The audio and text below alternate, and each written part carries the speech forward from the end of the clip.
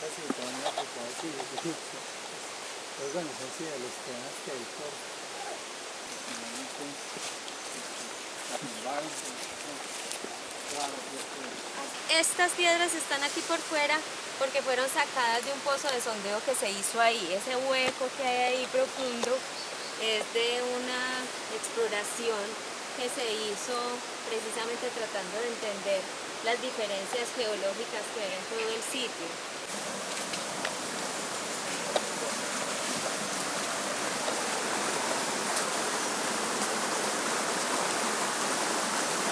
durante varios años pues hubo kiosco, tú lo conociste con kiosco, ¿no? Tenemos kioscos acá, ¿sí? Teníamos entonces un kiosco acá protegiendo el sitio y otro kiosco allá que era un aula, ¿cierto? Un sitio para almorzar, aula y demás. Ese sitio se mantuvo en la primera fase 3 años y luego estuvimos reconstruyendo el kiosco pues, como durante otros par de años. Sin embargo, el problema siempre era que el kiosco también era un atractor. La gente que venía a bañarse, venía si llovía, entonces venía o venía de paseo y terminamos teniendo un viviente, hasta un tipo terminó viviendo pues ahí. Colgando la ropa. ¿Cierto? Entonces pues ya se definió que mientras no hubiera realmente recursos generales para hacer, no era procedente, pues no era lo mejor un kiosco porque atraía justamente. Y como que cualquier actividad de limpieza igual que se hacía generaba que si se quedaban los ladrillos a la vista y demás, pues la gente se los llevaba. Todo lo que no se podía, digamos, tener el sitio en las mejores, pues en mínimas condiciones siquiera, porque era peor. Entonces casi que de alguna manera el sitio estaba,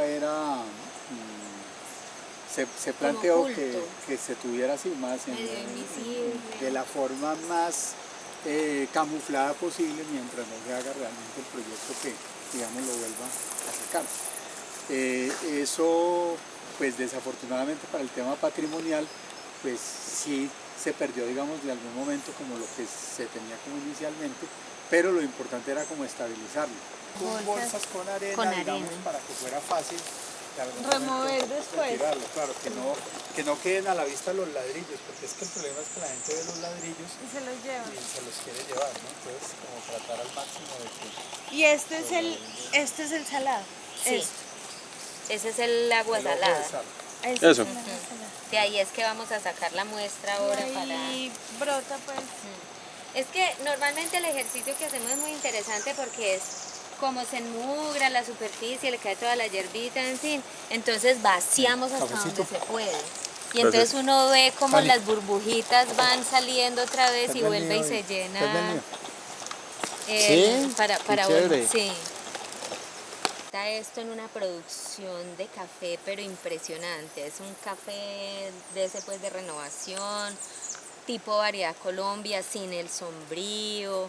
Y entonces en el mapa que corresponde también como a este sector, aparece en la infraestructura de la finca una edificación definida beneficiadero de la Miquela. O sea que de todas maneras era pues una finca bastante importante, por lo menos hasta el 93 en proceso de producción. Y presumimos que con el tema de la broca debieron haber, porque no hemos todavía indagado un poco más de la historia de por qué se acabó el café acá.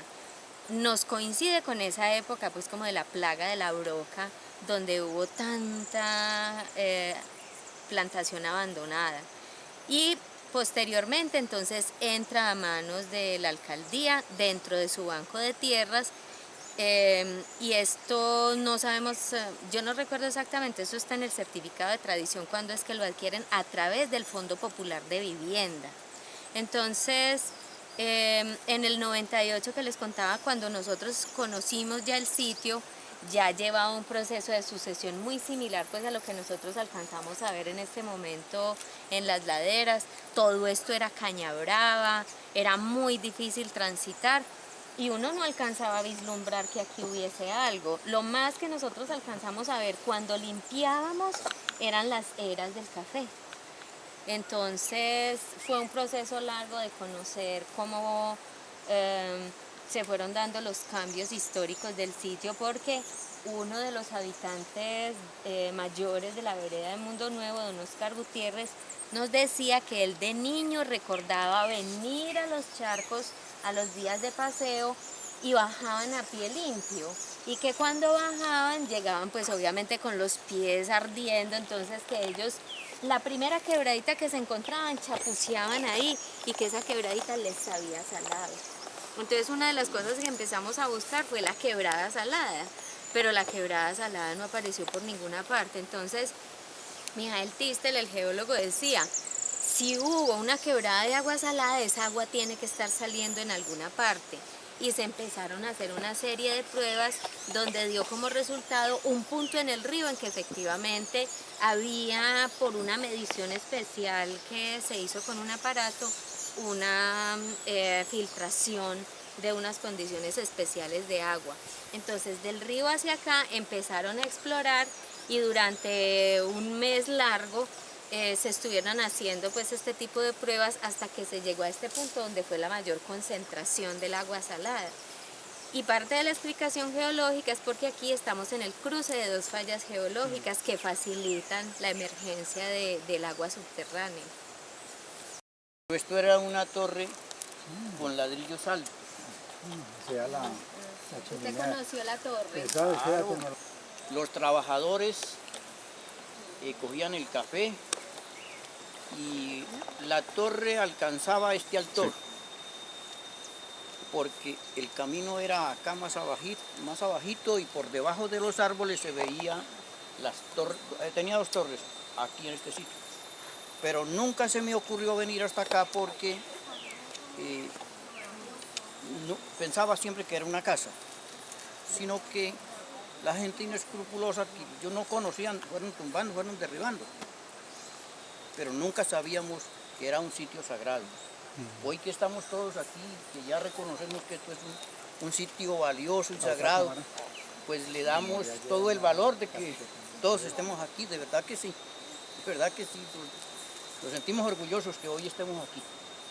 Afortunadamente uno siempre compra la primera que le venden, pero no sé si alguno de ustedes compre sal marina de Buenaventura, diferente de la sal de Zipaquirá.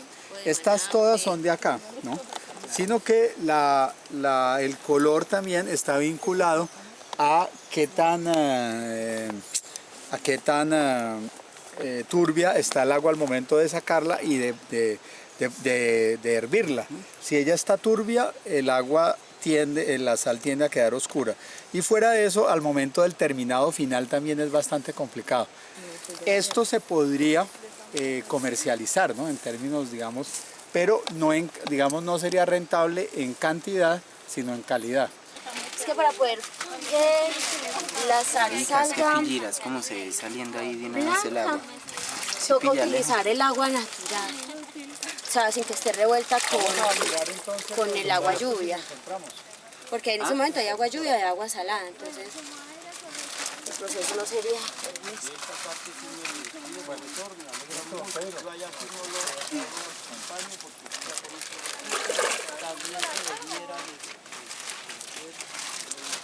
Encontramos algo muy particular, que al lado pues, de la tierra que se había sacado, ¿sí? Había una gran acumulación de cerámica, ¿sí? Entonces cerámica es todo esto por acá, vean, cerámica indígena, partida, ¿sí? Entonces nos daba la pista pues de que realmente aquí había habido una importante ocupación indígena. Entonces como el hueco lo habían hecho, digamos, los trabajadores de Mijael, ¿cierto? Y aquí vean, todo esto por aquí arriba, en la parte de arriba hay cerámica, todo esto acá, si uno lo ve, pues eso lo habían sacado con pala. Entonces nosotros lo que hicimos fue hacer un hueco, digamos, o un corte, llamamos nosotros controlado, que es este de aquí atrás. Pero Y entonces eran enterrados para que realmente esto es un trapiche, ¿sí? Un trapez, exactamente, es decir, una chimenea que estaba atrás de donde está Natalia. Entre más alta y eso se llama un cuello que tiene, ella chupa aire, digamos es un efecto físico de, digamos es como por decir algo este tubo y acá la chimenea. Sí. Sí, ¿te acuerdas de la estación del Retiro? Ah, de Retiro, en Buenos Aires. ¿Qué? Claro. Entonces.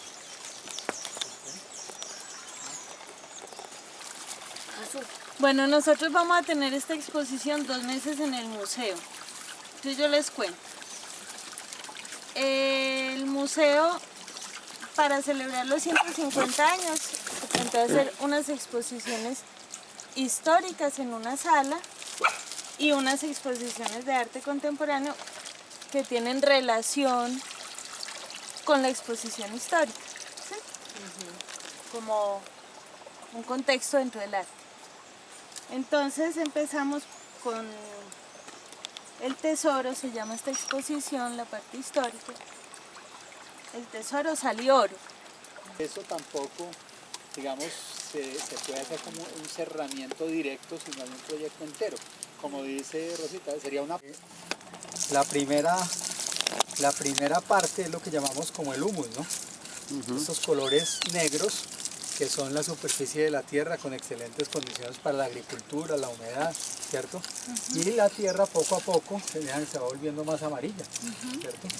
Hasta llegar a volverse blanca. ¿Ve? Entonces esta es la secuencia natural. Sí se sabe por qué sale, pero no de dónde se carga tanto, de dónde sale esa agua ahí específicamente. Entonces, por ejemplo, la de Zipaquirá es una sal que se fue formando porque con la formación de las cordilleras como que se quedó un agua de mar ahí estancada que se fue secando y quedó un bloque de sal. Y entonces una de las propuestas es que de pronto aquí también hubiera pasado eso, que con la movida de las cordilleras se hubiera quedado ahí también como forzado algo. Pero hay otra hipótesis de que más bien es con la evaporación del agua que se forma, como nosotros estamos en la cordillera central, que es donde está la actividad volcánica, entonces estamos muy cerquita del magma. Y ese magma hace toda una reacción con elementos que en su proceso de descomposición eliminan agua, como que evapora.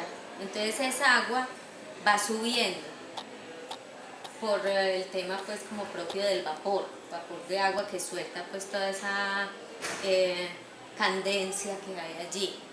Entonces a la subida por la grieta que es la falla geológica se va cargando de minerales que son propios también pues como de esta zona, y aquí hay muchas áreas en las que la historia cuenta que hay ojos de agua salada. Entonces hace falta un estudio más profundo para que digan exactamente por qué se da esa sal allí. Pero sí es bastante concentrado el nivel de sal. A mí me parece que es un poquito menos ácida que la sal de mesa, que la sal que uno compra, que es cloruro de sodio, porque tiene la particularidad de que también está cargada de cloruro de calcio.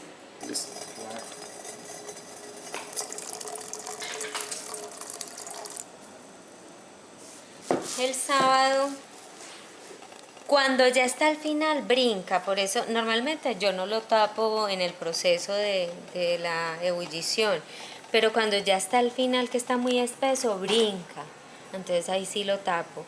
Y ves que todavía está un poquito húmeda, porque tampoco se puede dejar secar del todo, se forma una costra en el fondo. Los indígenas, por ejemplo, sí las dejaban secar hasta el fondo y sacaban una pasta que se llamaba el pan de sal. Y entonces con eso ellos salían por el camino y hacían sus intercambios. Pero para el consumo que uno tiene en la mesa, no se puede dejar secar del todo. Sino que después yo la recojo y la voy dejando en papel secante y ya acaba de absorber la humedad. Entonces ya queda así.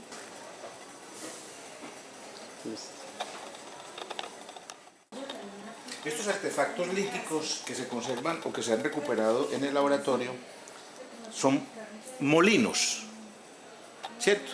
Y si esos molinos hablaran, Entonces, Pero no tengo quizás nos pudieran contar conectada, una es como historia una manguera que conecte de cómo las familias con la estufa. se alimentaban a partir Bueno. de moler Entonces, mañana tubérculos, la también. la primera.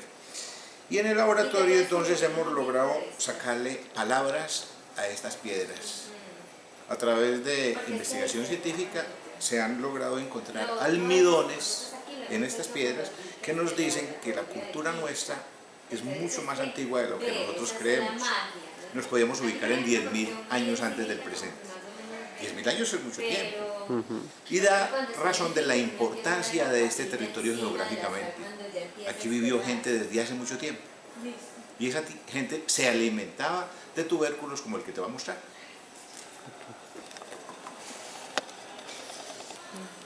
El sagú es la base alimentaria de los pueblos andinos. Nosotros somos vegetarianos, pero no vegetarianos de zanahoria ni de remolacha, sino de este tipo de almidón, ¿cierto? En la universidad, en el laboratorio, hemos tenido un proyecto de rescate de este tipo de alimentos. Y esa es la historia que le quisiésemos arrancar a las piedras.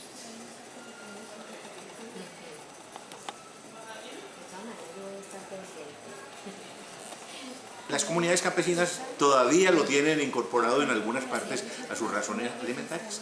Un proyecto de eso que obligara a que todo el mundo sembrara o que reactivara la economía de eso sería factible para nuestro territorio, para la crisis cafetera, ¿cierto? Volver a llevar eso. Y hay unos reportes en los periódicos de la época más o menos del 50, en los periódicos locales, donde se vendía en el mercado a determinado precio harina de sagú, ¿cierto?